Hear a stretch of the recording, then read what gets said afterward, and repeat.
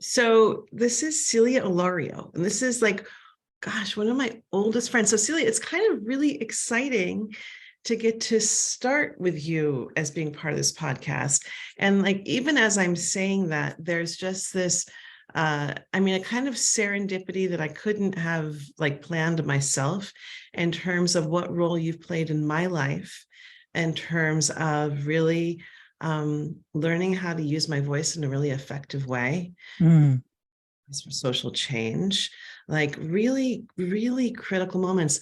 One of my favorite stories is that I was realizing you actually taught me, I would have said at the time, how to be a sustainable activist. But now we use the word regenerative because we understand that's the true meaning of what we're going for. But to be a regenerative activist, you would take me to baseball games. You taught me how to have fun. Like I thought activist was like this really serious thing that you had to do and be really serious the whole time. And you actually taught me that no, actually, this is like one of the funnest places to be in town.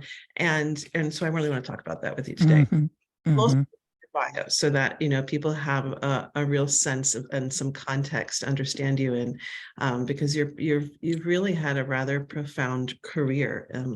So Celia is a blogger, producer, communication strategist, media coach and facilitator, and she works at the intersection of campaigning, grassroots organizing, media, and marketing. She used to blog as a spiritual activist for Spirituality and Health magazine. She's produced public affair programming at her hometown, Pacifica Radio, KZMU in Moab, Utah. And I love that apparently when she gets in front of a mic, she gets her speaker voice on. Maybe we'll get a little extra of that. Then she also works on both sides of the mic as a journalist and as a PR professional. In the 20 years that Celia has helped spin groundbreaking media campaigns, she's also provided one-on-one trainings for dozens of incoming communications directors. She's trained hundreds of grassroots spokespeople and placed thousands of stories about critical social justice and environmental issues in media outlets worldwide. She's also taught environmental communication courses in the Environmental Studies Department of the Bren School of Environmental Science, a lot of environment, and management at her alma mater, UC Santa Barbara. And she received a BA in Environmental Studies from UC Santa Barbara. She spent 2 decades as a working professional in the field of environmental communications, and she's also served as an adjunct lecturer teaching PR and social action at USC Annenberg School for Communications. You guys, it keeps going on. Like this, the bio it just continues. She's produced documentaries. She's just done phenomenal things. She knows a thing or two about communication. And so it's with my great delight and pleasure to get to speak with you. Now, because you're the first person on this podcast, you also get to be part of our very first ritual. And Okay, let's go. mic issues. I could have prepared you a little bit more, but why prepare you when we can go right on the spot? I wanted to start each of these podcasts with a miracle moment, like a story of something where the universe just like showed you that, yes, we are allies and we're partners. And I'll give you an example of mine so that you have a little time to like, think. But one of my favorite miracle moments in life was when I was living in Richmond, Virginia.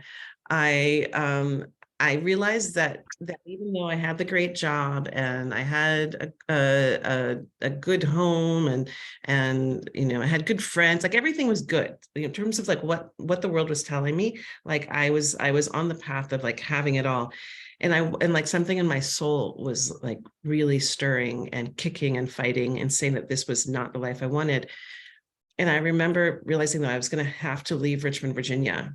And I had no idea where I was going to go or what I was going to do, but I had to leave. And I remember that I was filling my gas tank, and I was like in such a state that I was like leaning against my car, filling my gas tank, trying to figure out the rest of my life. Like I was really like in that moment trying to like really figure out the rest of my life and how I was going to do it.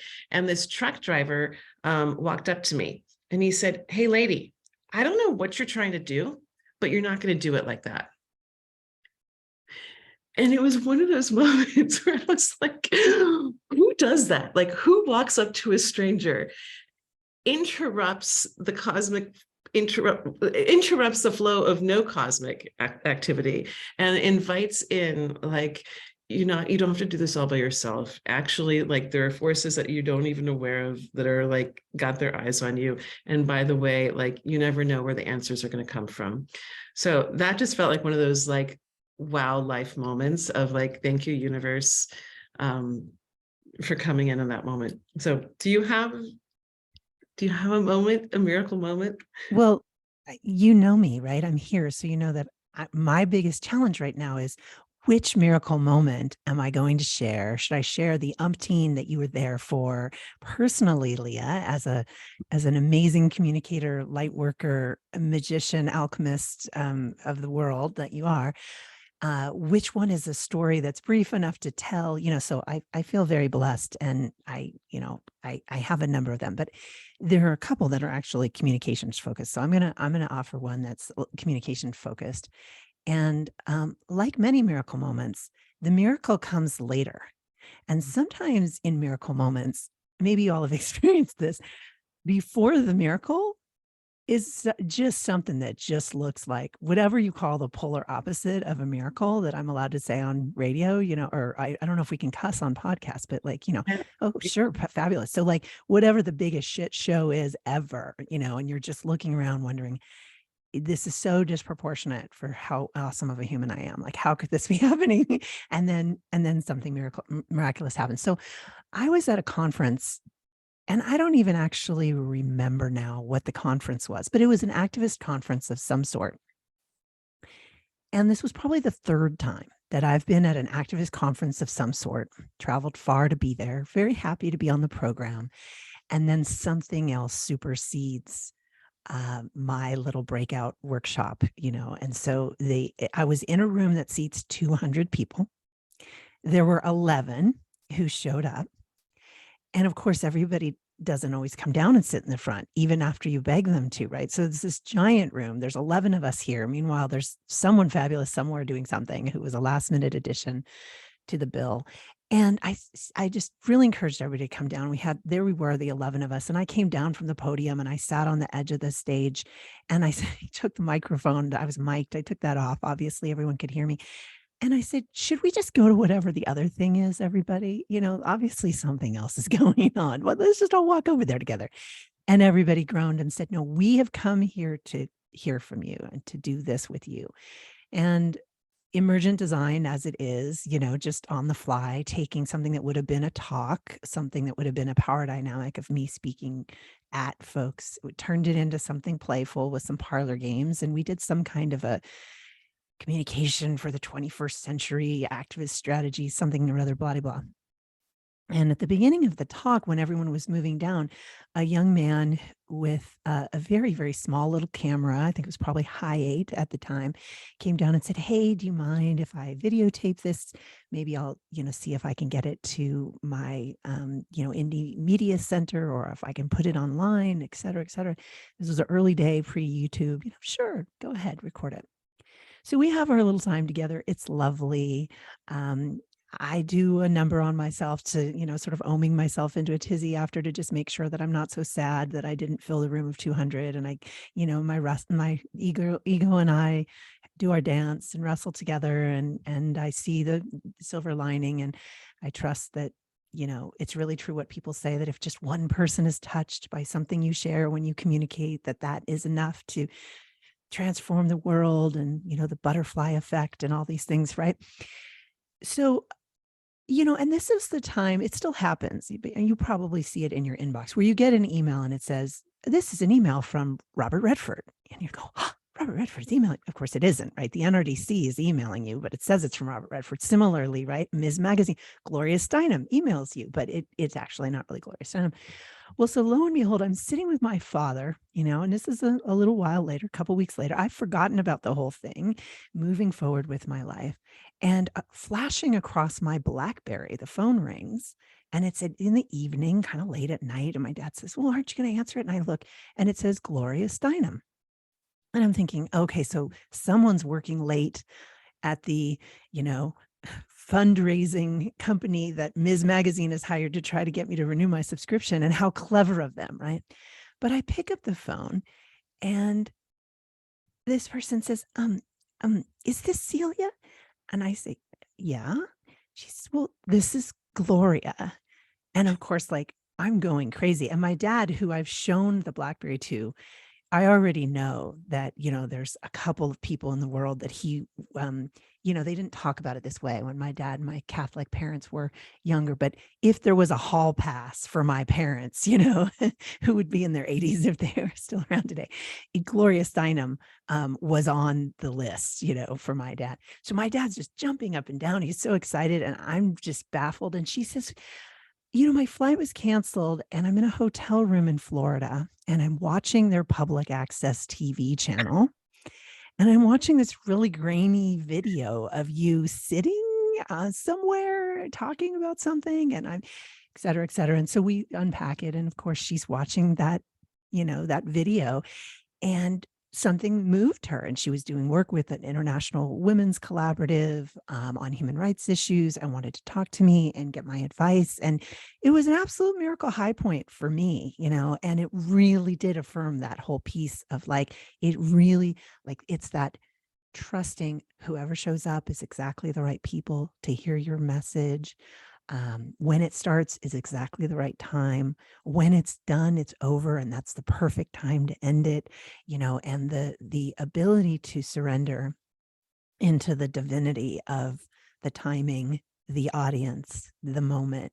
And whenever anybody that I work with now has anxiety or apprehension as a public speaker about who's going to show up, or the room's too big or the room's too small, or what will I do if, that's one of the stories that I pull out, because it was miraculous, and when I did hung up the phone, my dad said, gosh, the only other person I could think of I'd be more excited about is maybe Angie Dickinson, who you all might remember as this hot actress from the 70s, who actually topped Gloria Steinem just by a scotch on my dad's list, But we just sat there in amazement that had happened. And in this day and age, or the day and age of the BlackBerry anyway, that had happened. So that's just one of my miracle stories, but it's also a great thing to remember when we go to raise our voice. And, that the Quaker way of bearing witness, you don't even necessarily intervene or change an injustice, but your presence there, watching it, is the deed, is the mitzvah, is the powerful gift that the impact of which we have no idea. And so those things run very similar, for me to remember that whether it's a small audience or whether it's an observation and a presence that actually doesn't change the course of that moment, those things are important and sacred. Oh, what a fabulous story. I haven't never heard you tell that story before. And it really lands the point that you were speaking, and the way that it's come to me in my journey of, gosh, your ego gets super activated whenever you put your voice out there. And especially in the time of likes and hearts and, on all the things. And this idea of really, especially when you're speaking about things that are of the heart, that when you're speaking of things with purpose and intention, that you're not speaking for those who don't want to listen to you, and you're not speaking for those who aren't even ready to hear what you have to say, because that's not my job to even determine that. It's what I've really come to is, it's my job to use my voice to speak to what is living in someone else, and perhaps it wakes or stirs something that hasn't had a chance to be resonated with yet. And that's the only thing I should focus on, and everything else has to go away. Because if I focus on that, it's always messes it up. It always messes up the clarity. My funny story about this, which I'm pretty sure you were with me on the phone. I'm pretty sure I called you. I was over at Bioneers, and it was like my first time doing a workshop there. And to me, it was a really big workshop. And I was terrified also, because I was like debunking the climate story. And I was like, okay, if there's ever a community that would love or hate me for this is the one. And then I get there after preparing this big thing, and I see that I'm at the same time as Terry Tempest Williams. And I'm like, okay, like 4 people are going to show up. And the only reason they're going to show up is because they're not going to know who Terry Tempest Williams is. And then it's going to be my responsibility to walk them across the hall and introduce them to Terry Tempest Williams. And, but I had that moment of just like, be beautifully humbled by life. It's not about how many, just show up and do it for what it is. And my story is slightly different, where all of a sudden the room started to fill and fill and fill. And I wasn't going to prepare. This was the other thing. I was like, I shouldn't even prepare. I can just wing it. And I was like, no, no, no. Treat this like it's 200 people, because even though you think it's going to be 4. And what ended up happening was at the very, very last second, Terry couldn't come. And so they were there. Wow. And so it was such a great job, because I got to prepare thinking it was going to be for 4 people. Celia, Yes, ma'am. what's your creation story? My Like, creation story? yeah, like Ooh. what are the key threshold moments or pinnacle moments that you had to cross to know, where that really told you, I want to commit part of my life, I'm just going to say part because you're not done. Mhm. You've committed a really big chunk of your life to not only using your voice, but also really, really helping other people Mm, access and activate their own. And so what's your journey been like? mhm. Like finding your own voice, teaching other people to use their voices. Well, okay, so it's really a series of vignettes. It's not as it is in our lives, right? It's never one story. But there are a couple of flashpoint moments that come. And the first thing I think I should tell you is that I'm the daughter of 2 physicists, and that my parents, particularly my mom, was really, really excited. And she never really got to see it bear out the way it's starting to now, but she was really, really excited about where physics and metaphysics come together, where divinity and science are covering ground and backing each other up. And so all the studies that showed that the ancient cultures were right, and that ritual and celebration and meditation and cultivation practices and gratitude practices actually really affected our brain chemistry and our bodies and our hearts. She loved that stuff. And I do believe that I chose them at that junction to come in, because I'm also really excited and curious about that. The the pieces that probably led me to be a communications trainer and coach, and not a pundit or an orator, primarily myself. There were many causes where I've been the media spokesperson over the years, but it wasn't the place I stayed, and I never went into a executive director role. I haven't written a book or done TED Talks, but I've helped many, many people behind the scenes to do that. And I think some of that came from early on recognizing that there was a skill and privilege that I carried, that I was an outlier in a way. And there were 2 conversations when I was really little, like maybe 5 or 6 years old, that raised some curiosity about that. One was uh, crawling up into my dad's lap and holding my hands on each side of his face, and saying to him, "Can't we please just go to Baskin Robbins and get ice cream? And you don't even have to get out of the car. I'll go in and you tell me what scoop you want." And he said to me, "You could sell me the tie off my own neck." And he said, "And that is a superpower, and you need to wield that for good. That is a, dangerous superpower that you have, a power that could be used for making bad things happen in the world, but you're going to use it for good." And then, believe it or not, also there was a priest that we used to hang out with. My parents were kind of radical Catholics in the 70s, and the priests from these Jesuit and Maryknoll churches would come and hang out at our house on the weekend, and we played music, and but mostly they were just into talking about cool physics and theology things with my family. And one of the priests said to me, Father Kashmir, who, just a little blessing, sending up a kiss to him in heaven. He did a lot of things, including uh, running loads of supplies to orphanages on the Honduran Guatemalan border, which was a pretty scary place to be in the 70s. And it's where he died. But before he left us, he said, "Celia, you have a direct phone line to God." And we were talking about it in the context of the church was in the early stages of thinking about going from for people who are Catholic, or even maybe you've seen it in the movies if you're not, the boxes where you talk through a screen, they were going to tear down that wall and create these face-to-face confessionals. And they were talking about, and I was questioning, even as a little kid, like, why do I have to talk to you? And then you have to talk to God, and then God tells you it's okay. And then you forgive me for my sins. Like, that just seems really complicated.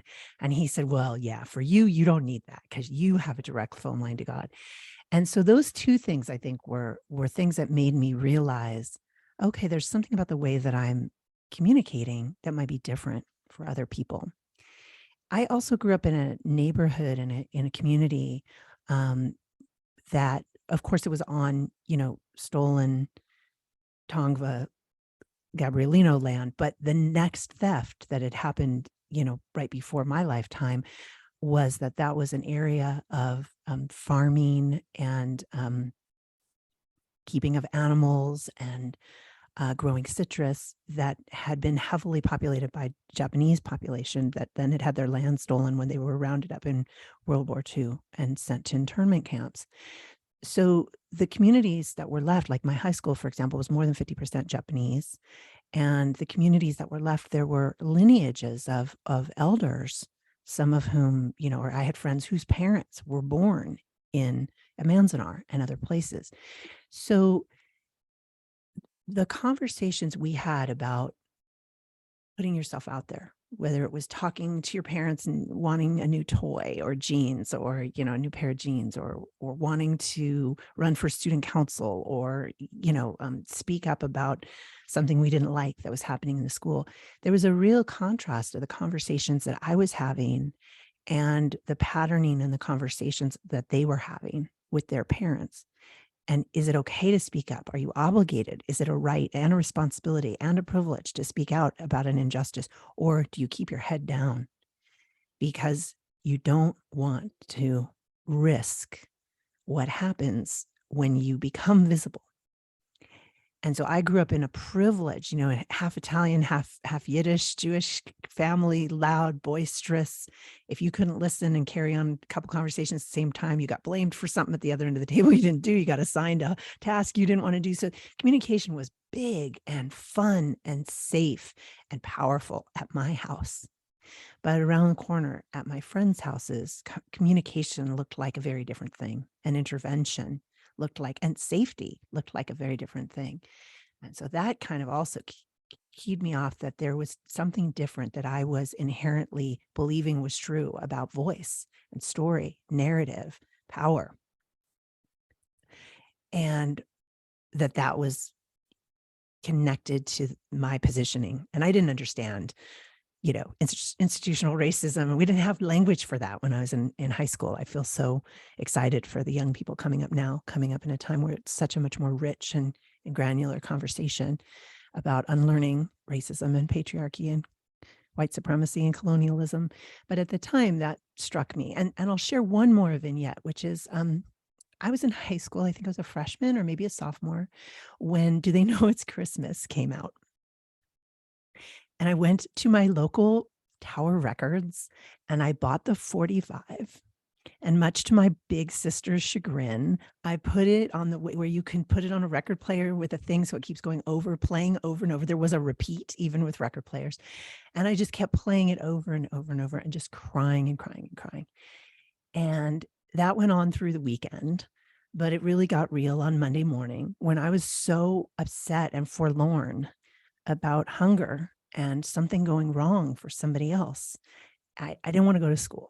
And my mom let me stay home from school. And I kept playing the record over and over. And I kept imagining somewhere in Ethiopia, there's a little girl, and maybe she was even born the same day as me. And she's suffering and she's carrying her brother around and they don't have what they need. And I'm over here and I have what I need. And, for me, the contrast, even in a working class community, it was like, I had so much. And why was that happening? And that wasn't fair. And my big sister finally, especially because I got to stay at home from school, she was shocked, and she rolled in and she was just like, literally like the needle across the record and said, you have to stop. Like, what is your problem? And I told her my whole sob story. I know that on April 27th, there was a girl and she was born in Ethiopia. She's just like me, but she doesn't have the things and she doesn't have enough clothes and food. And, and my sister said, look, you can just lay around, in your existential, ridiculousness and just cry, or you can like do something about it. What are you going to do?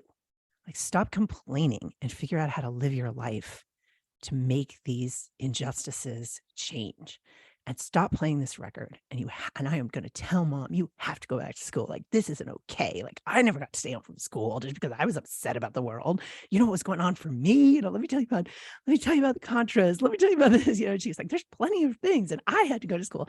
So anyway, that those pieces start to weave together. You can imagine those vignettes become this tapestry of like, oh, this stuff works. This talking, this connecting, this sharing, this bridging for belonging in this world of fracturing.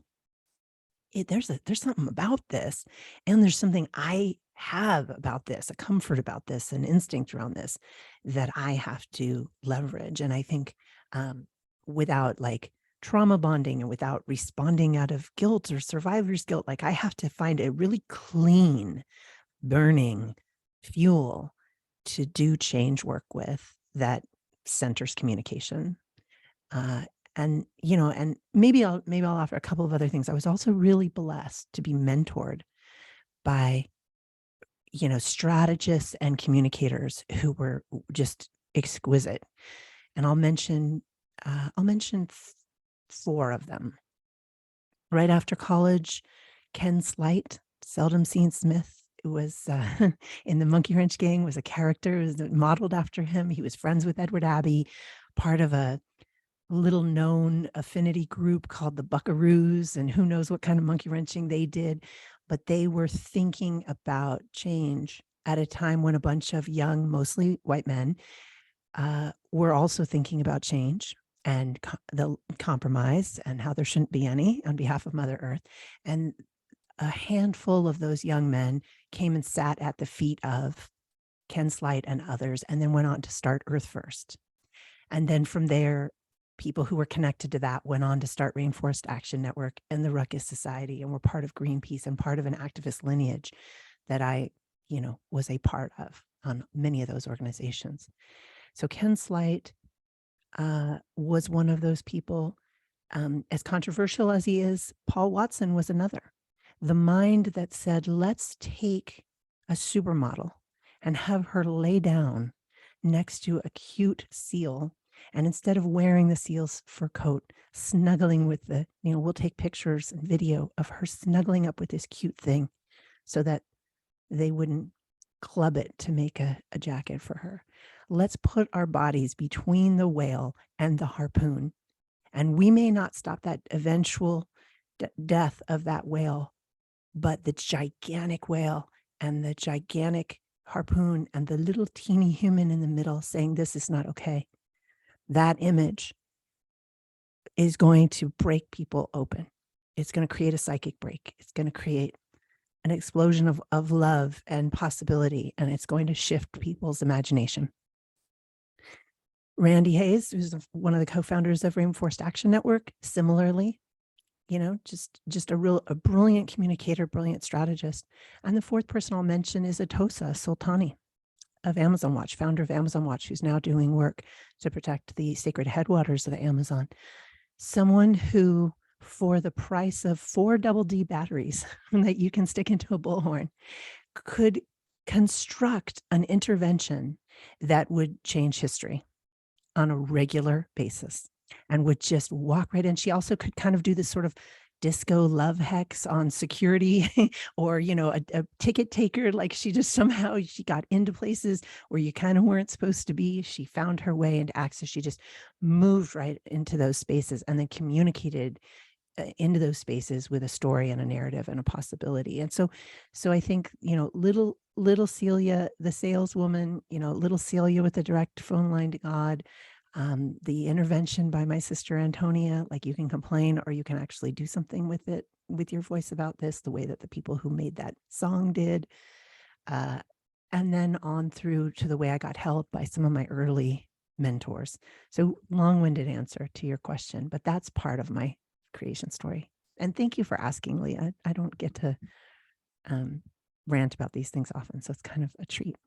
Ah, what a pleasure. What a pleasure.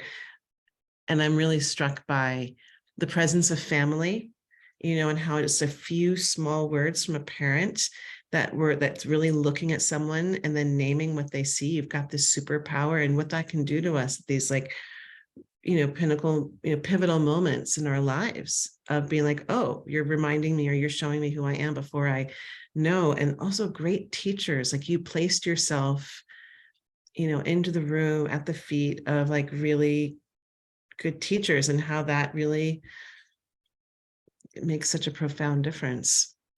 You said a couple of things, a couple of threads that I really want to pull on. One of them is the risk of being visible. And I imagine that you've worked with a lot of people who really struggle with that. And I know that, ironically, one of the things that we work with in the school is the other side of it is the power of what we can do with our projections. If we're projecting onto people who are making themselves visible, and how powerful we are when we do that, and how to be conscious about that. I wonder what it takes to work with someone who's really afraid of that visibility, and what you've learned about how to handle those situations. Yeah. Well, and I think I've actually, like, some of the biggest accelerated learning around that has really just been in the last 5 to 7 years. But I was always doing things instinctually, and now I understand the science more behind what I was doing. The first thing is to not, in the same way that you don't do a spiritual bypass on, your stuff, to really, for me, as someone who finds it easy because the risk is much lower, and for me and how I present, the privilege I have as a relatively articulate white presenting, cisgendered presenting woman in this culture, right? So to start with, to really help people understand where they are and where might be coming from. And I do trauma advised, training. I'm not necessarily trauma informed, but I think understanding ancestral trauma. And for me, uh, the shortcut of gratitude, to just recognize, like, yeah, this is real for you. And what was happening when your parents, grandparents, grandparents made the decision to not use their voice, or to stay small, or to make the choices that they made. Those were the right choices then for them. And bless them, you would not be here right now with the ability to pick up the mic or the bullhorn or stand on that soapbox or go to the story slam if it wasn't for the choices they made then. So it's the rushing into and the enveloping, the hugging, the calling in, and the gratitude for, not the damn, I wish I had been someone who, you know. I was traveling for Amazon Watch, actually, in a language immersion program in Guatemala, on my way to do some work with folks on the Brazil-Bolivian border. And I got to meet a human rights lawyer. His first name is Godsford, and I can't remember his last name now, but he's a Garifanu man. And if people aren't familiar, this is a group of people, an ethnicity of people that is absolutely worth exploring. They inhabit the area on the Guatemalan Belize border, and they are direct descendants of a handful of slave boats that were coming from Africa, where there was some kind of an uproar, and the entire group of people on the boat were able to be freed and liberated, and settled in this area, and created an entire ethnicity and culture. There's also a beautiful book called Sastoon, and about a story about Ixchel Farms, which is a Mayan herbalism and mysticism farm with curanderos who teach people how to work with plant medicine in that part of the world. But Godsford said something to me when I met him, which was so cool. And I don't know how I didn't get this up till now, but he reminded me that our ancestors are not just the people who we have a direct blood lineage with, but like all the ancestors. Like he somehow told me that I had permission, which I had never thought I had, to claim everyone who's come before me as my ancestors, to stand at my back. And ever since then, that's been a tool that I use to work with people where people are feeling blocked or they're feeling like it isn't safe for them to speak out. And that evidence is in their DNA, the ancestral knowledge, we call it trauma, but it's also knowledge. There are other ways of knowing and other ways of being. And if we respect them, it's not all the bad stuff, it's also the good stuff, right? Somehow inviting people to claim a lineage and claim ancestors who were amazing communicators and to call them in close has also been a helpful way for folks to break open from this. Making the mundane sacred is also another way that I work with people on this. I've worked with people who, literally were on beta blockers because they were so freaked out. They would have panic attacks if they had to speak, and maybe public speaking was a part of, or even small group presentation was a part of their work. So they had to do it. And just taking the time, giving themselves the gift of the time before, one of the things I'll ask anybody who's going to do, even if you're just going to have a challenging conversation with one other human who you live with, or talk to your dog about something, what are you doing for yourself before? What are you doing during? What are you doing after? And the most important part of the conversation isn't the content we prep for these presentations. It's a conversation we're having with ourselves in our head the whole time. And for me, I don't have kids, but I'm an aunt. And I think, would I ever want my nieces to have the dialogue that I'm having in my head right now with themselves about their ability to communicate or speak? Would I stand up to somebody who was talking that way to my nieces, to my nibblings? Like, how dare you say that kind of stuff? And so that changing of the inner story is a piece, and I'll break down with people and people will be like, but I'm here to present my talk. I have to show you my PowerPoint. It's like, no, I want to know the conversation you're having with you inside your head about this presentation, about yourself, about, your imposter syndrome, whatever the things are, right, that are coming up. And so when you dig into that and you start to have a different internal conversation, then suddenly some of the fear around having an external conversation can be softened a little bit. And the other things I do on the regular is I talk to people about, I think of things very visually. And so I'm often thinking of something as a terrain, as a walk. If you're doing a multi-day walk through the wilderness, where are your well springs? Where are the caches of source? So if you're on a hike, someone puts food and water and snacks and things, and you go along and at mile whatever, I'm going to run into a little satchel of stuff that I can get to resupply myself. What are the ways you build well springs or battery packs to resupply yourself in the terrain of your growth as a speaker, so that you can go back to them regularly? And whether that's tapping into your values regularly, so you do a values sort. There are like internet links where you can go online and the algorithm helps you sort your values, and then your values. Or I love the VS strengths assessment, to know your strengths, or to ask people in your life, if you don't want to work with the algorithm and answer all the questions, what do you think are my strengths? What are a few things that you think are my superpower? Asking people, if I was a superhero, if you were a superhero, who would you be and why? So understanding your values, understanding your strengths, not just the content of your presentation or, the details, the nuances of your story that you're going to tell, but what are the well springs that strengthen your mindset? What are the well springs that help ground you in your intention, in your life purpose, in your big why? And then the journey is never, you don't ever find yourself hungering or thirsty or fatigued on the journey as a communicator before you've tapped into one of those well springs again, and you can resource yourself again. And so those kinds of things are the things that chip away at those pieces. And in the end, it's all going to come down to power. It all comes down to power. And people will say, oh, well, I'm fine in a group of 10, but if you put me in a group of 20, I'm going to freak out. And we deconstruct what is the difference between a room of 10 and a room of 20, or people will say, oh, I'm fine when I'm with my staff, but when I have to go to the board meeting, it's really challenging. Or, I'm okay if it's my local story slam, but when I make it to the next level, there'll be people I don't know, and it's not going to be in my neighborhood. We create these sort of, false boundaries where one thing is scary and one thing isn't. And when you deconstruct all of that, what's often at the bottom of that is a story about power.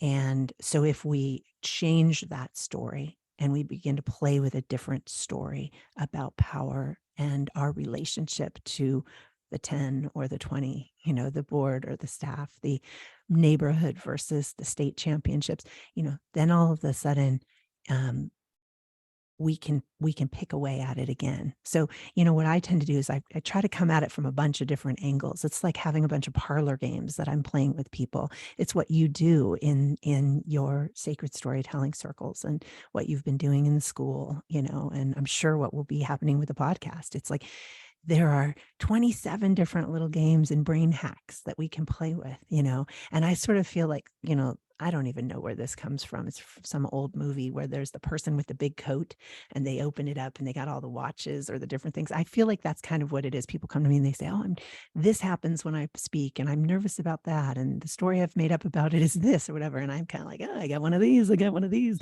Look in here. Is this one? You want the blue one, the purple one? Let's try this. So it's like a lot of it is really, it's in a way, it's sort of trickery, and there's that act as if. Play with this, move through it anyway, the fake it till you make it or the act as if. But also the recognition now that, there's a reason why these things happen. It's like part of your brain communication center is going to go offline if you're freaking out, but it's not the saber-toothed tiger that's chasing you kind of freaking out. And if you could talk yourself out of that, you can keep your communication center online, please. Right. That perfect balance between being like radically here and in this moment, but also, wow, that piece that you were talking about really calling on your ancestors and knowing that you are not alone in this conversation and that your life is not yours alone. And so you aren't speaking for yourself, yours alone. One of the things that we do in the school, and it's one of my favorite exercises, and it came from the creation of Myth, Magic, and Medicine, which was we go out in the middle of the class and people are given the invitation to ask at least 3 people in their lives what their medicine is. And meaning that, like, why do they call them up on the phone? Like, what is it that they're seeking when they call them up on the phone? Or what do they walk into the room without trying? And it's kind of amazing when you do that, is that oftentimes what people bring to you, 2/3 of it, you're like, oh yeah, no, I guess I kind of knew that. But then there's this other thing that you just take for granted because it's just you and your most epic essence. It's just you. And for someone to say that that's a value, and for you to it's a really powerful thing to understand that sometimes the things we take for granted are like really valuable, aspects in their lives. And to me, the power of taking the time to ask and to really know, if since we don't live in societies where once upon a time there were elders who looked at young people and raised them and told them, and reflected back to them and witnessed them, I think that's how we ended up in this really strangely narcissistic society, is because many of us were raised in times when we weren't seen. And so then there's becomes this desperate need to be seen. But when we take those moments to have those aspects of ourselves reflected back and claimed, then we can amplify them. And then it's so easy because we're just like, with every word, we're speaking that without trying. You said something else that I thought was you said a lot of things that I'm kind of tripping over, but like one of them that I wanted to go back to is this idea of creating a psychic break in someone's mindset. And like, what a thing, right? Like when you're trying to introduce a new idea or a new concept, or, save the whales, save the earth, all the different things that you can save these days, even that language, I think we're throwing it out the door. But, what does that mean to you in terms of, and can you tell us a story about a time when you were able to and I know that you and I got to work on one, one time, but it's like different times of like, how do you create that psychic break? What have you learned? Mm, mm. Yeah, and I think, some of the best are not necessarily things that I've worked on, but either, was lucky enough to get to push out the press release for and call reporters about or just know about. But the first time I heard, in Greenpeace, they talked about it as a love bomb. And in the time of anti-war and the setting of the origins of Greenpeace, setting off a love bomb might have made sense. But I don't like the military language. And if I can get away from that metaphor, I want to. The first time I heard that phrase, a psychic break, was from the folks who initially started something called Smart Meme. Now it's called the Center for Story-Based Strategy. And it feels like it's kinfolk. It's part of the family of learning spaces that you occupy as well. But it's much more focused on interventions for social change. And the conversation there was a recognition that in part the boundaries that we have and the challenges that we have are actually imaginary boundaries and imaginary blocks. And so those they speak of them as control mythologies, the old story, that tired old outfit of a story that for whatever reason entire systems and structures have agreed to believe.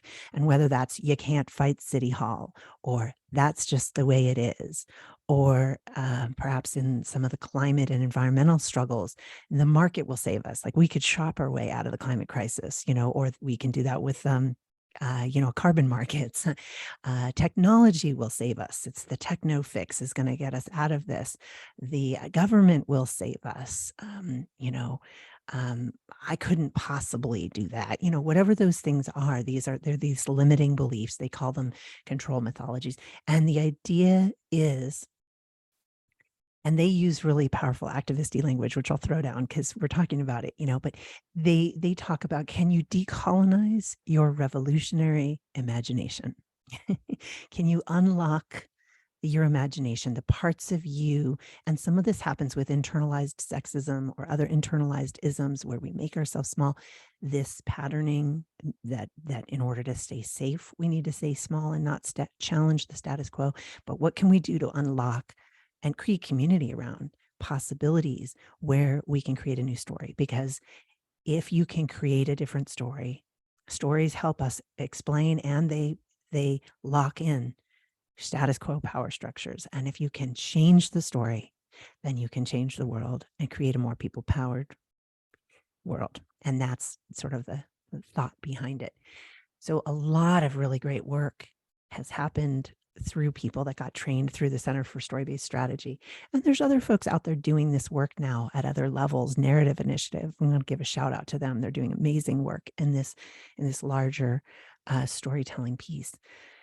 But, one example of that,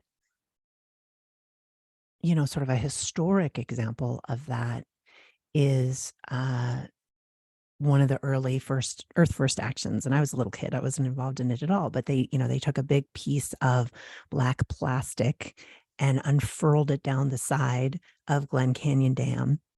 And the idea was to make it look from the distance like a crack in the dam. And this was really early on when people were not having conversations about freeing rivers from dams. Everything was about encase it in concrete, run the water in a concrete channel, control and leverage the water for power.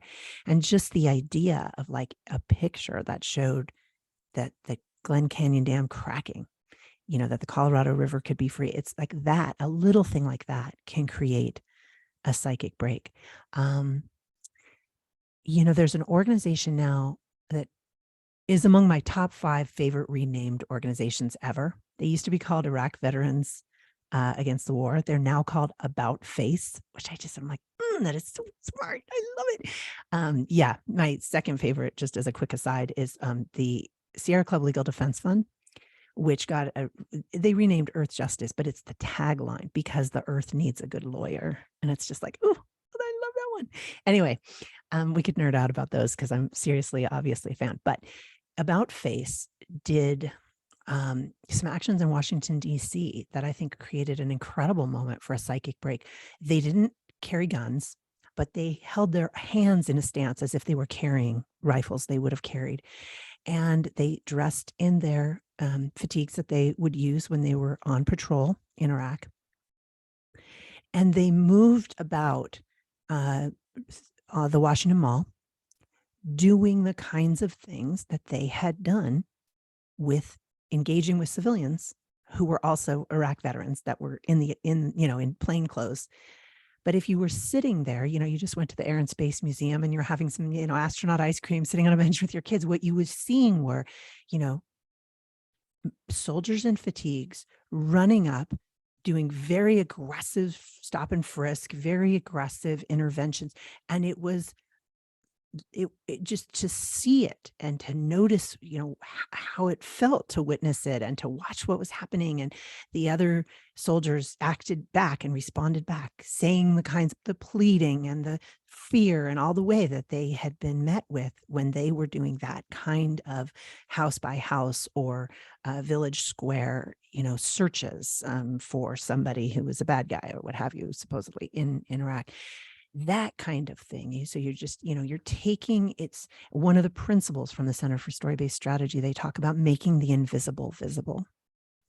And I think those kinds of things can create a psychic break. In one other example, on a very different end of the spectrum, there is a particular kind of camera that allows you to see methane emissions. And see invisible gases that are otherwise coming out of being off-gassed in natural gas exploration, oil and gas drilling, and earthways. No, not earthways. I'll think of their name in a minute, but there's an organization that Earthworks that has this camera. They take these images, again, making the invisible visible, and it creates a psychic break because it's this whole theory of, oh, natural gas is clean, or you're looking at the facility right across from your kid's high school football game and everything seems fine, but that's because of what you see with the naked eye and the ability to tell a different story by being able to look at it in a different way. And the psychic break is, oh my gosh. And the use of those images and that camera has immediately changed the course of history. Like, boom, Earthworks in Colorado, in a bunch of other places, immediately got facilities that were in proximity to schools, football stadiums, hospitals, churches, just immediately shut down because people could see, actually, there's an invisible gas that's now being made visible. And I can see that plume and how it goes up and it goes right up and over. And there it is in the church parking lot. And we're not going to have that at our church. So these psychic breaks that you're talking about, it's like, it's really showing people, it's really giving people another narrative, another story to look at that is beyond the possibility of what can be seen right now. You're making me think about how, just especially in the climate movement, how we're talking about what might happen or what could happen or what will happen. And I heard something once that really stuck in my head, which was when Stephen Jenkinson said, when you predict the future, you're casting a spell. And that our words are so powerful that we speak our world into being. And so when we say this horrible thing is going to happen, it's like we're actually really powerful versus if we say there's the possibility of this. What if the Colorado was free, and all of a sudden this whole other world reality could emerge. I just love that. You taught me about the power of chocolate. I knew you would ask me about this. I know you really did. I mean, you've always been a chocolate lover, and I really appreciated it. And then I remember we were getting ready for the UN climate talks in Paris. We were on a mission, a communications mission. And you kept saying over and over again, it's okay, just bring like lots of chocolate. And I was like, yeah, okay, I'll get some chocolate. And then you say it again, you're like, no, like bring a Ziploc bag of chocolate. And I was like, yeah, okay. And I'm pretty sure at some point you said, just fill your bag. It was like, fill your suitcase with chocolate. And I'm like, what's with the chocolate? Can you bring an extra carry-on full of chocolate bars, please? Yeah, I was like, I'm sure there's chocolate in Paris, but okay, like, I get it. And then you proceeded to make friends the second we walked in the door of the UN climate talks. And a little bit of history is that there had just been a bombing in the subway not so long before. Paris was in complete lockdown. The security was very, very intense. And now we're inside the UN climate talks, where it's also really intense. And there's very strict laws about what can and can't be said in those hallways, especially in the realm of protest and activism. It's just not allowed. And I remember that we went in, all the x-rays, the big lines and all that, and the chocolate. And like, I think the first thing you did was you started meeting every single guard along the way, introducing yourself, getting to know their names, getting to know their stories, giving them chocolate. And I remember almost at the end of that, there was a decision made that it was going to be worth getting kicked out of that area by certain activists who said our message is more important than our presence at this point. And so they staged a big, I was going to call it parade, but it's something else. It's something. March, procession. Thank you. Yeah, sure, whatever.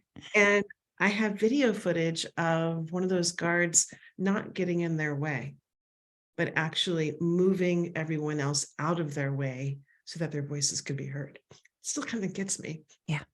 Yeah. It was an amazing moment to witness. Yeah. I think there's so many important sort of teachable lessons in this for communicators.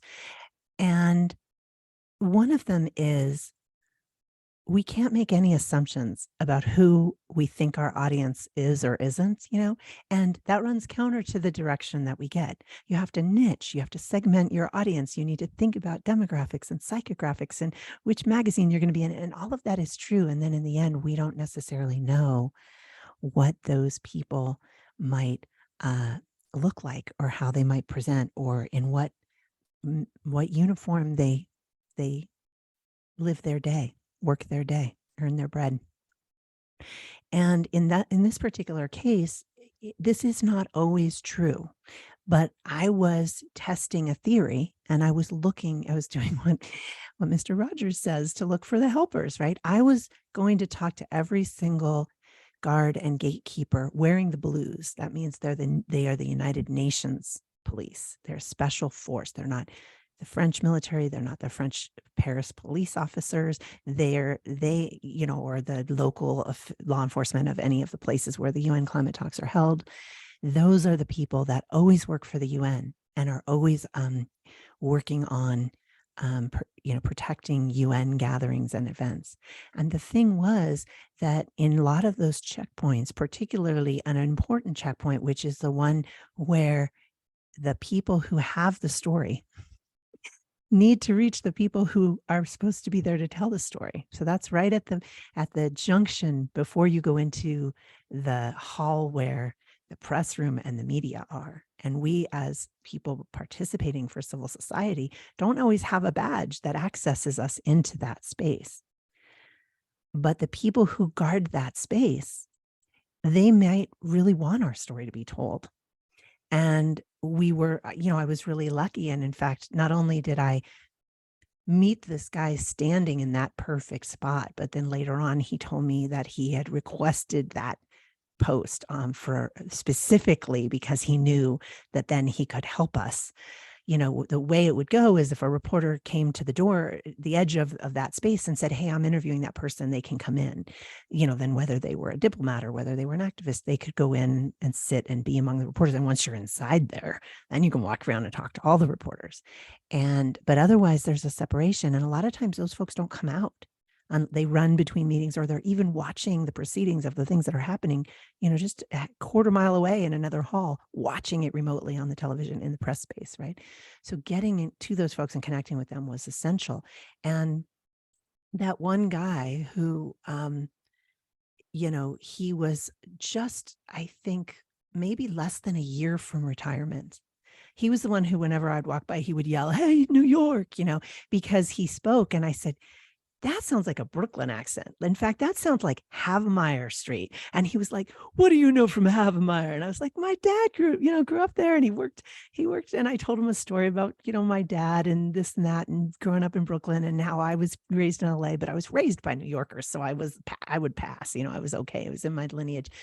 And he turned out that he was, a long time attaché. He had traveled with Kofi Annan to all of these calving icebergs. He had gone into drought-stricken, desertified spaces and met with people trying to feed people. He had seen the dying coral reefs. He was the man on the body, the attaché, protecting the head of the UN for a whole bunch of these early trips to look at places that were being directly on the front lines of being impacted by the climate crisis.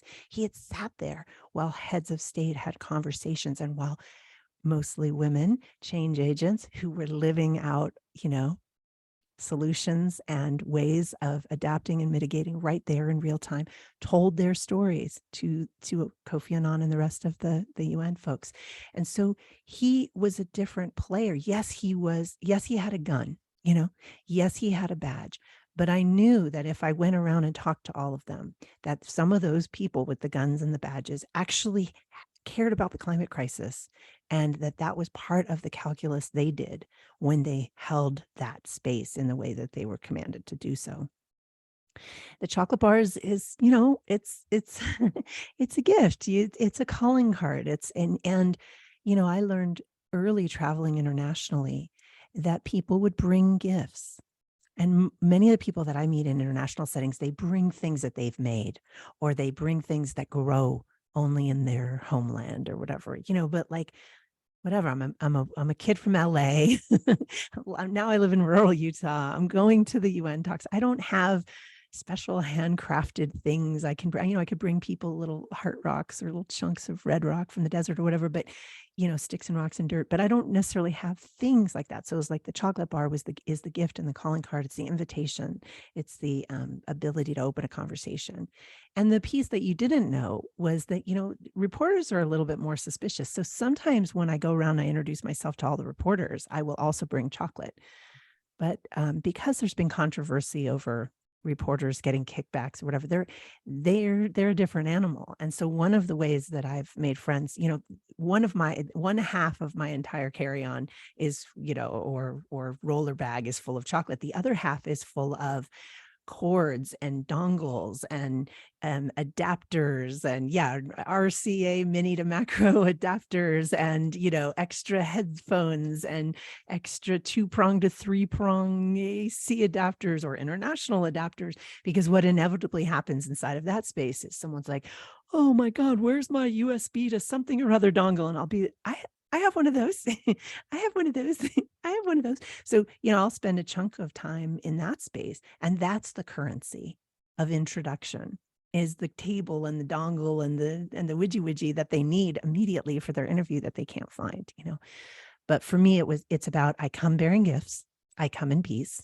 I come in solidarity. And I come starting with the belief that our futures are, tied up together, and that my struggle is your struggle, and that you're here because, like me, you believe that there can be a better world. And that's usually true for journalists. They're a lot more Clark Kent, Lois Lane, than they are Lou Dobbs, particularly at climate talks. But I mean, in general, most people that are in that field are not the Tucker Carlsons. They're not doing gotcha journalism. They're there because it's the way they imagine playing with story and narrative and communicating to decolonize the revolutionary imagination of people. They wouldn't talk about it like that on air, but essentially many of them are there for those same reasons. So whether it's chocolate or whether it's, extra headphones, the idea being, what can I do to say to you, I see your humanity. I see it's tied up with mine. And I know there are rules. And I also know that we can work together to bend reality so that we all get what we need to do our best in this space. That piece of casting people in the role as your ally right away. I mean, that is, I wish I had known that 20 years ago. I think it took me a really long time to learn that in the profession, in that world, in my life. that like what happens when you talk to them as if you're already on the same team, and that you guys are working together and not opposing. It's just, yeah. It brings us to our last question, which is, you've been in this world of activism for a couple of decades now, and you've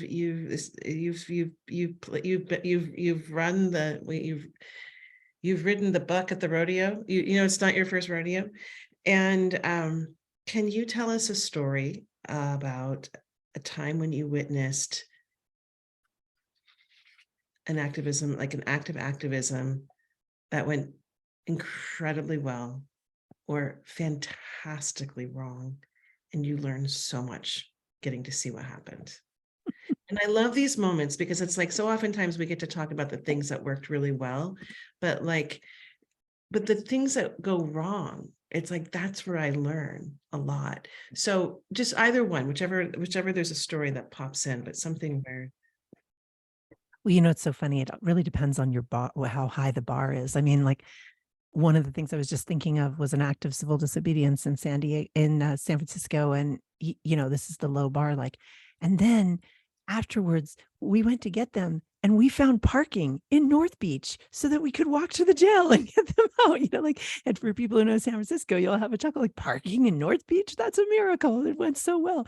But I know we're talking about something else. I think the immediate distinction also that I'm thinking about is a lot of this is over what time horizon do you want me to evaluate it, right? Because there's a lot of times when something might fall flat, or if we are judging the success of it by what happens immediately, or how much media we get in the moment, or how much change in the power dynamic and the forces of that have the power to grant a change that can be healing and more just. It doesn't happen immediately, and so you can say, okay, well, that didn't work. That went poorly. But if we are judging in geologic time or even in a long time horizon of our lives, something that we did suddenly, years later, just has such a huge impact. And it just has to marinate. And I think so I do think that the cautionary note is, if you're thinking about, did it go well or did it not go well, remember that opinion of it is going to change over time. I mean, one thing I'll just share in terms of going wrong, just because not a lot of people know this story, but it could have been and was at the time just totally demoralizing, but it was, in the end, there was so much triumph. I was recently remembering, because I was reconnecting with people that I've worked with 23 years ago, in the year 2000 at the Republican National Conventions in Philadelphia. And the triumph of that was that people had a knowledge base that had been built over a couple of really big mass mobilizations where, really heavily armed response to activism in the streets had not only been really harmful to people in the moment, but had resulted in a militarization of a regional police force as a result, the justification to get a bunch of new toys. To enact new laws. I mean, this is still happening with the criminalization or the creating a quote unquote terrorism of protests, out of protest, and the changing of these laws around eco-terrorism or climate terrorism. But at the time in 2000, one of the things that happened was there was a warehouse that a bunch of artists rented to make placards and puppets, the giant paper mache puppets that people march through the streets with. And for whatever reason, they lurked, law enforcement sort of lurked around the edges of this thing for days. And they finally found something. I don't know if it was an electrical problem or some kind of code violation that gave them the right to come in. But the thing that they did was they brought a trash compactor.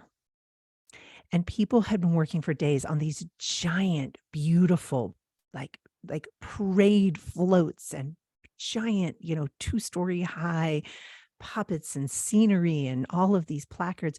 And, it was sort of added insult to injury. They ran, they ran everything out of the building. They took everything, all the art supplies and everything, but they took the finished pieces and all of the signs and the messages that everybody had been working, and they very loudly, with a lot of pomp and circumstance, while everybody watched in the media, cut live, onto the scene, they trash compacted all of this art. And so that strikes me as this moment of like, oh, just like going terribly wrong. And it wasn't anything that we had done. It was just, it was an attempt to demoralize this incredible coalition. But the light, prevailed, and there was a incredible, beautiful march. People hastily put things together with, there was like bed sheets with like smears of, like really crude letters on them, and people had messages the next day. But what happened was a coalition of people marched together. And yes, they didn't have very pretty visuals anymore, and there weren't the floats and there weren't the big puppets, but the people who came together were forging alliances across race and class, across issues. I was doing, work with the Blue-Green Alliance, Environment and Labor, in their early stages of coming together to protect the planet and the people. And my friend, who I'm still working with and organizing with 23 years later, someone I'm talking to a couple times a week on a project we're working on, was working for ACT UP Philly.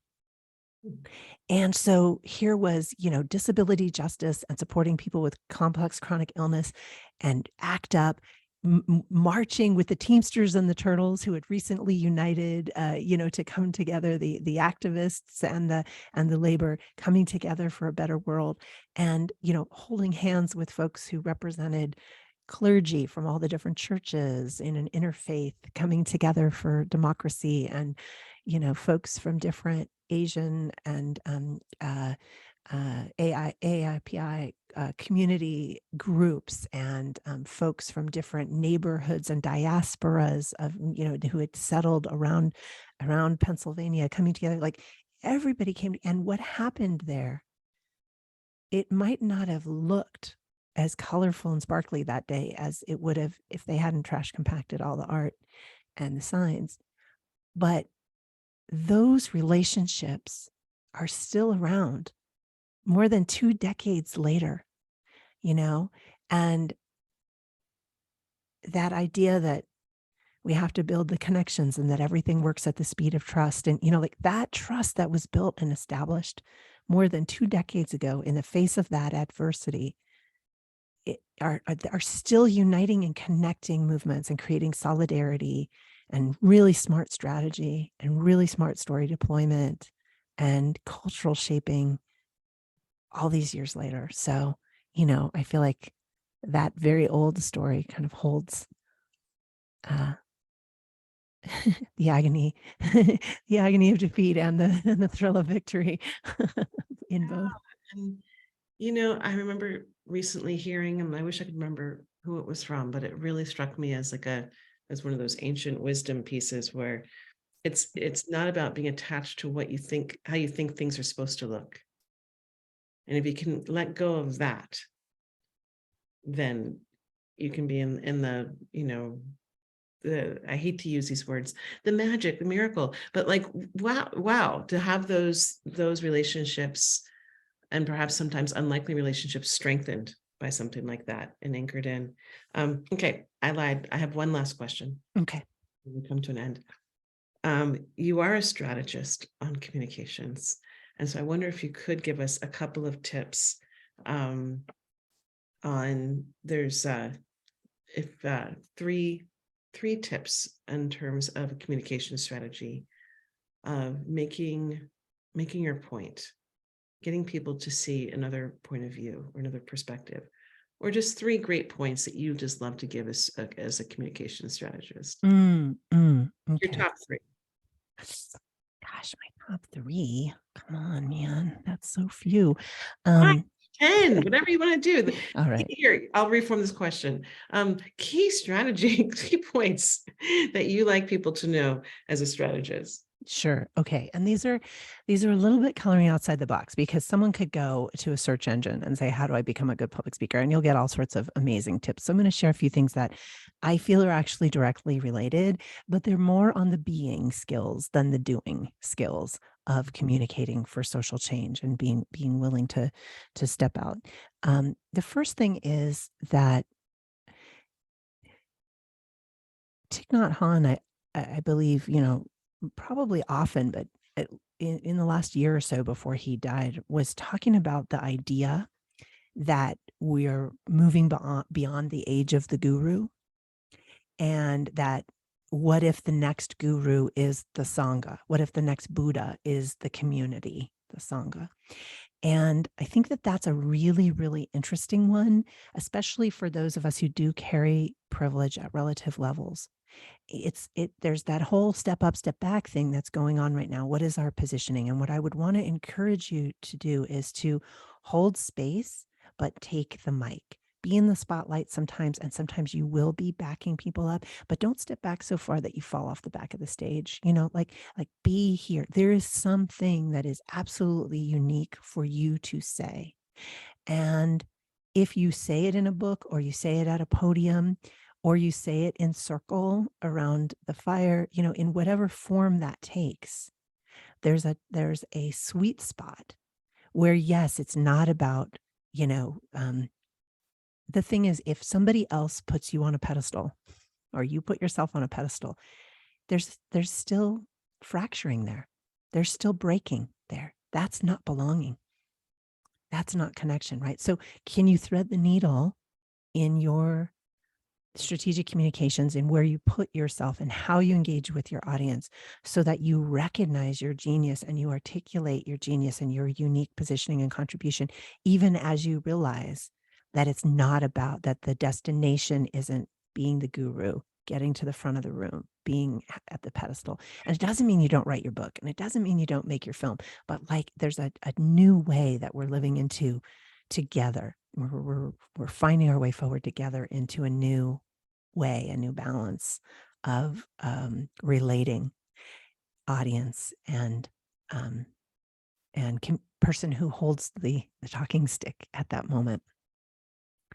The other thing I'm compelled to share is something that I learned from Dr. Gordon Lebetz, who was one of the original co-founders of Surfrider Foundation, and he was a family doctor. And if I can go for a quick story, another one of those conferences where the room is not what you thought it was. So I was at a conference on wetlands at Pepperdine University in California.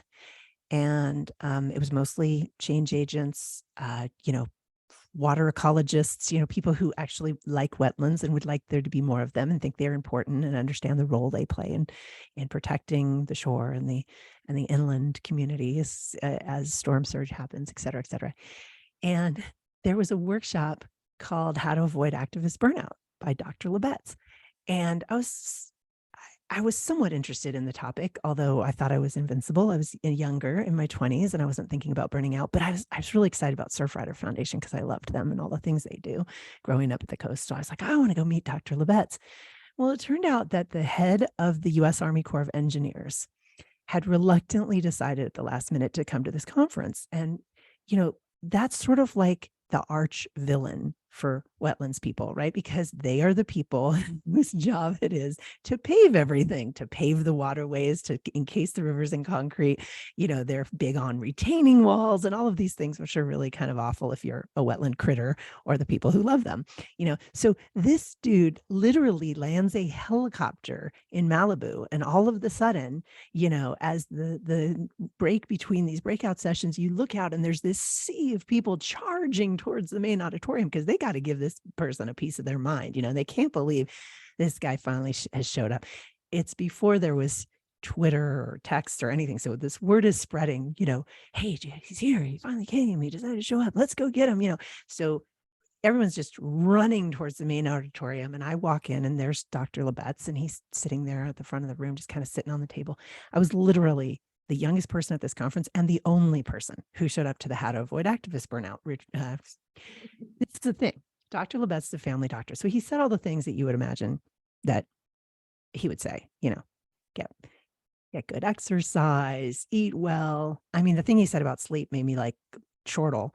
He said, go to bed when you're tired and wake up without an alarm clock.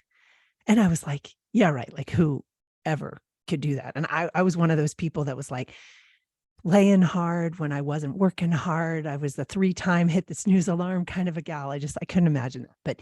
But the thing he said that I think is really important for us as communicators is he said, uh, if you're not having fun in the places where you are making change and telling stories to change the narrative and create a better world, if it's not fun, you're not in the right place. And I was hanging out with a lot of really grumpy, mostly burnt out people in their 40s who had just been beaten down by the system, and fun was not even a consideration. I thought I got that on the ultimate frisbee field or at parties. Like I did not imagine fun would be part of making positive change. And that really set me on a path that brought me to other places in the movement, including, the founder, is that Randy Hayes, the founder of Rainforest Action Network, saying we'll win because we have better parties than they do, and how true that's become, for a lot of, so that was one thing. And the other thing that he said, which I thought was really important, and I think this is true both in how we position ourselves, but also the way we speak. He said, you have to spend time not just in the presence of the problem and the thing you're trying to solve. You have to spend time in the experience of the solution. So if you're working to end hunger, you can't spend all day, every day, hanging out with kids who are food insecure.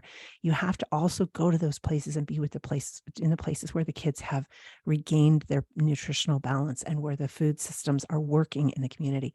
If you're doing environmental work, you can't just always be in the clear cut. You can't just always be in an office. You've got to go out into the beautiful, functioning, working, diverse ecosystem of the forest and celebrate those spaces. And I think that that's also part of what I tried to translate that into what we were doing with our messaging, right? Because I was coming up in the 90s, 80s and 90s. So I had inherited an environmental movement of chicken littles complaining about what was wrong. This guy was falling, running around. And there was no narrative I had found of that prefigurative possibility, the unlocking of the imagination, the seeing that another world is possible, right? And a number of us came forth from those movements, picked up the pieces, and that's where those kinds of mantles, another world is, we are unstoppable, another world is possible. Those things came out of and were born out of this kind of challenge, right? So he reminded me that there is a language of transformation that we need to be articulating forth and from. And yes, there might be time for the language of struggle, but to be careful because the audience has a fatigue for and has already heard, and probably many of them know from direct lived experience about the struggle. What is the transformative language? What is the possibility? And how do I make sure that not only there's a balance, but that I'm tipping the scales toward that language of transformation, towards that possibility, towards that imagining, that helping people to be brave enough and bold enough and vulnerable enough and not cynical enough to be willing to try to imagine and articulate and join me in the laying out of a story of a better, more just and livable future. And without Dr. Labatz, I don't think I would have done that. I just kept taking everything he was talking about that was relating to the body and the activist being and saying, how does that relate to what I'm doing with the communications? How do I put that over here? So big shout out to Dr. Labatz. Yeah. And I do want to talk about hope. Oh my God. I want to talk about hope for a second. What we're going to do is we're just going to credit Ray, who, we have a live studio audience in our podcast. Never thought I would say those words before, but it's kind of fun. Joy. Yes, joy. Our members of the School for Sacred Storytelling get to become a part of the live experience. And so Joy is saying, I see the constant need for hope being necessary blocks of a whole line of discussion. I see the need to create constructive healing stories of times coming in a drastically different world. How can I communicate that very bad times coming are calling for healing and dancing. How do we convince people that hopeless future is not hopeless? Mm, mm. So there's a few things there. And I think the piece around like I was with you all the way. Like, I think I had an answer for you till the very last piece. The how do you convince people that a hopeless future is not hopeless? I'm not sure about that per se, but here's what I can share about hope. And it comes from Brene Brown. And I heard her talking about it recently in a podcast. I realize it's probably in one of her books, but it was so helpful because it's weird how hope became like a bad word for a little bit up in here lately. Like, I think that it's some kind of a Pollyanna, like, um, you've been duped if you have hope, or, I don't know. I don't know what happened to hope. But there's like a hot minute here where hope has been tough for some people.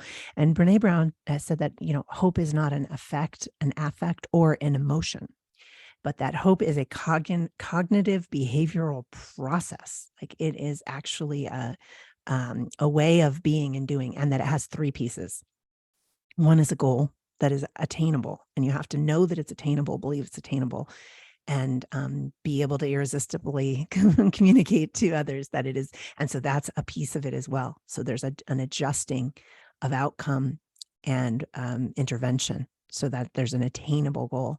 That's the first piece. The second piece for hope, says Brene Brown, is a pathway to achieve that goal that you, again, know makes sense. And then the third, which is really interesting because it's so individual, is the sense, the experience of agency to follow that path, to be able to reset as you need to be able to feel like you have what you need.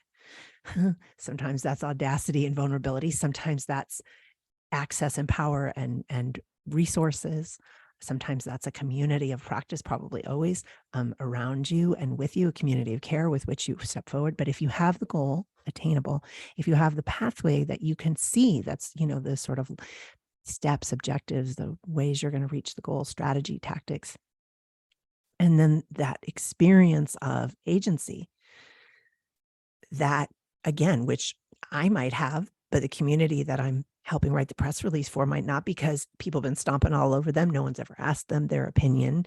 They actually technically don't own their surface mineral rights, and they didn't realize that when they bought their house, et cetera, right? Like, so agency is a mindset game, right? But the other two are strategy. That if you have those three, the goal, the pathway, and the agency, those are the pieces of a cognitive behavioral process, which some people tend to call hope.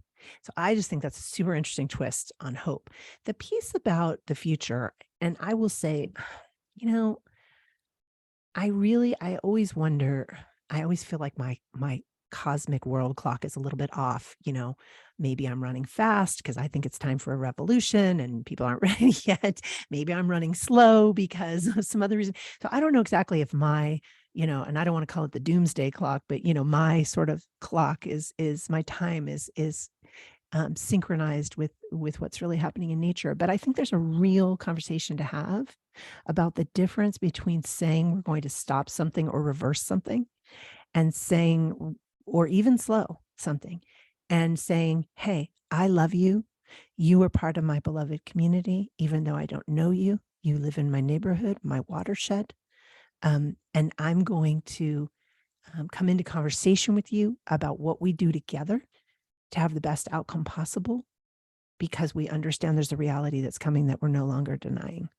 And if that is, and I'm talking about climate, the subtext there, but this could be true for really anything we're working on. To say we're going to stop climate change, reverse climate change, even slow climate change, is not necessarily what a conversation I think we ought to be having anymore. And again, some of my friends would scorn that I am bringing this up. Now, are we ready for hospice? Is it a hospice conversation? I don't know. Maybe not quite yet. Is there mitigation and adaptation that we can and should and must do if we're smart? Absolutely. And, the metaphor of hospice is palliative care is an interesting one. Does your 88-year-old grandma need to go get a mammogram?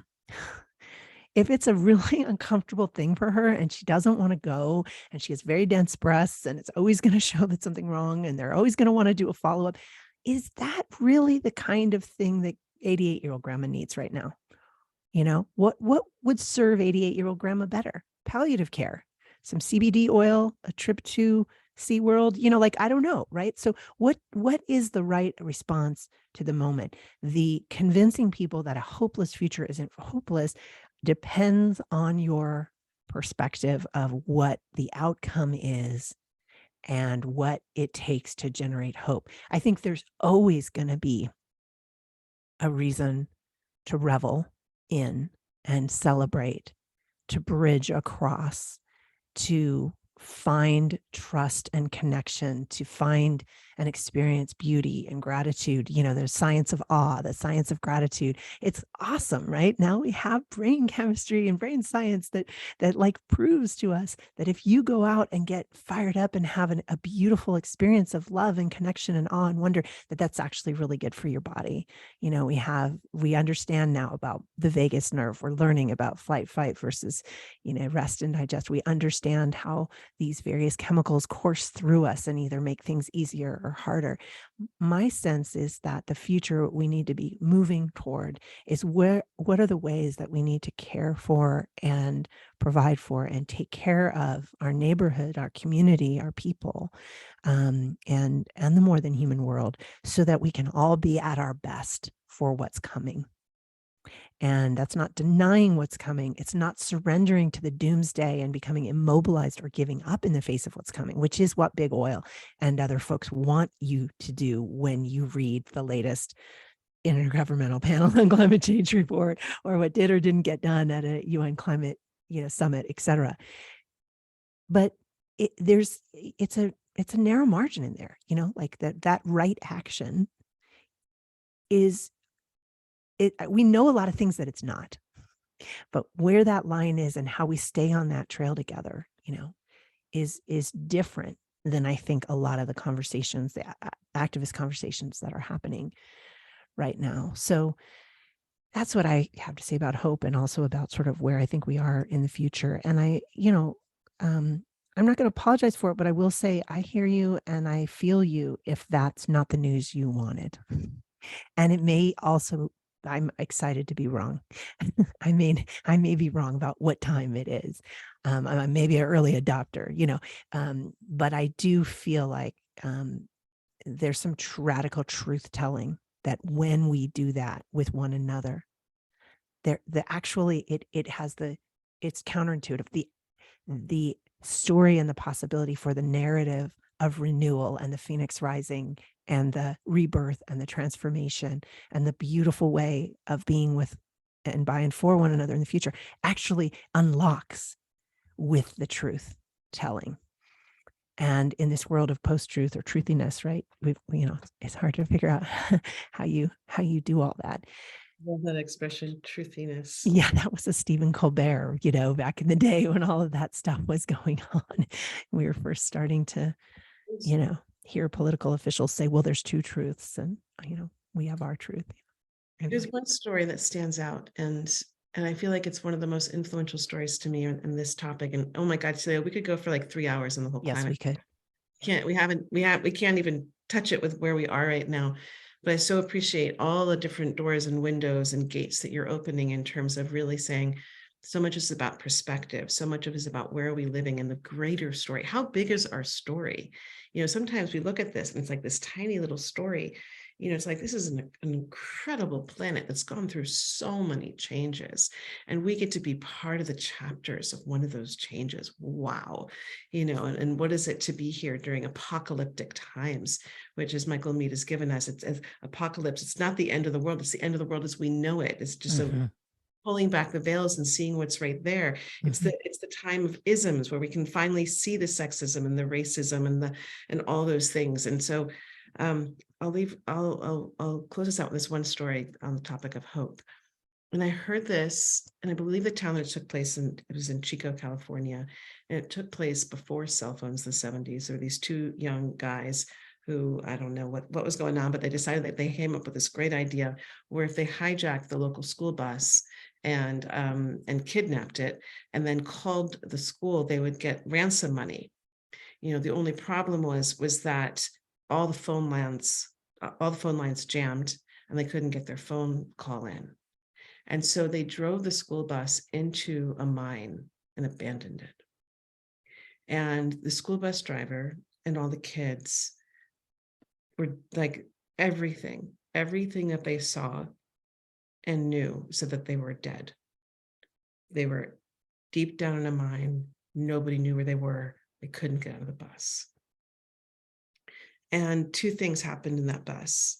There was one group of people that went to the back and looked at all the facts and said, it's all over, we're all over. And they, surrendered into the puddle of what can happen of fear and anxiety and depression and fear, anxiety and depression and all of that. We know that. And then the other group, despite all odds, decided to try to fight their way out.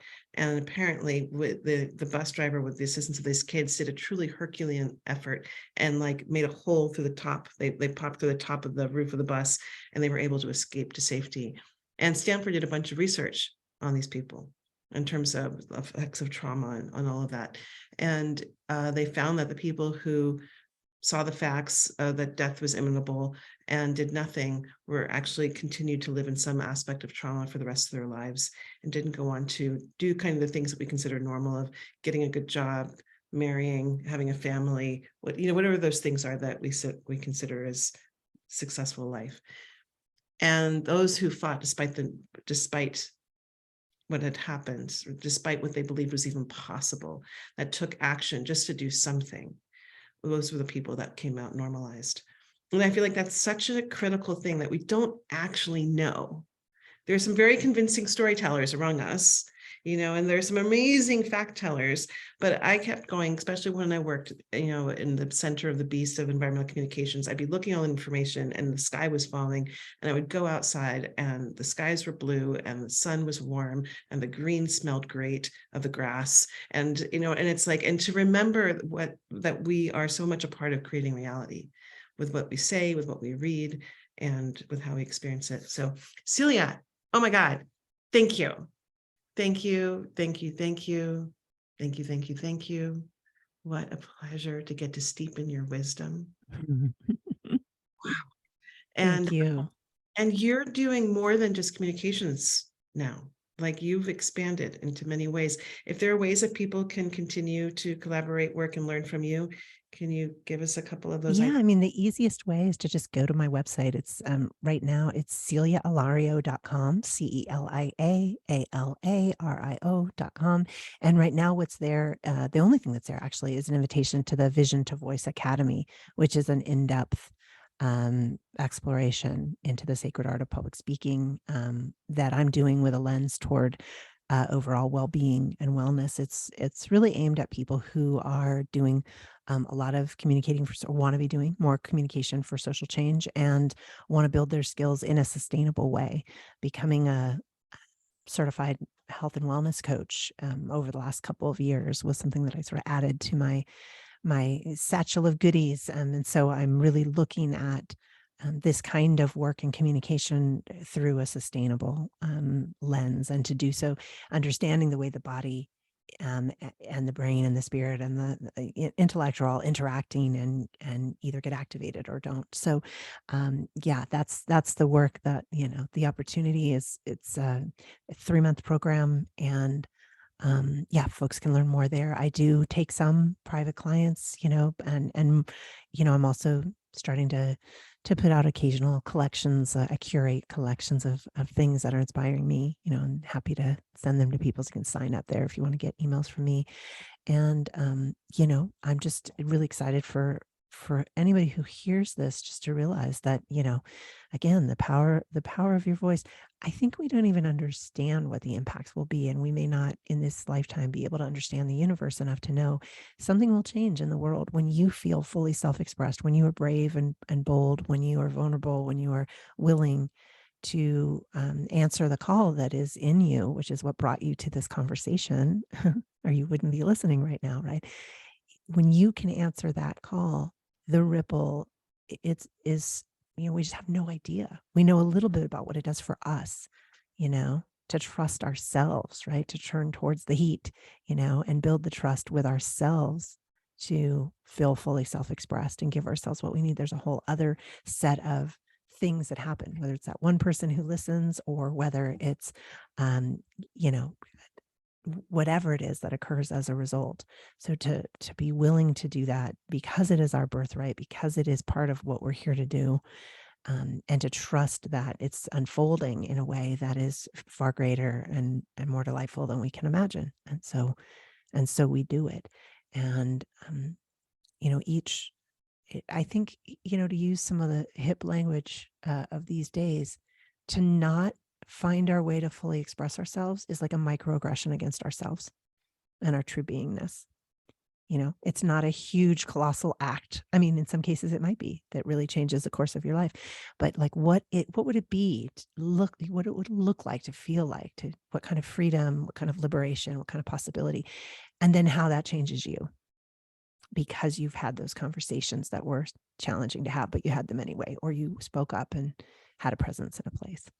So yeah, it's been a delight. I love any chance to talk with you, Leah, and thanks to all of you, who are listening. And I hope to see you in the news. I hope to see you and hear you at events, and to just feel the way that the air around me shifts out in here in this Red Rock Desert, just because of that little flutter, that little butterfly wing of change that happens because you're wherever you are speaking your truth. Yeah. Thank you, Celia. So much love. Yeah. Bye. Have a wonderful. Cheers. Take great care.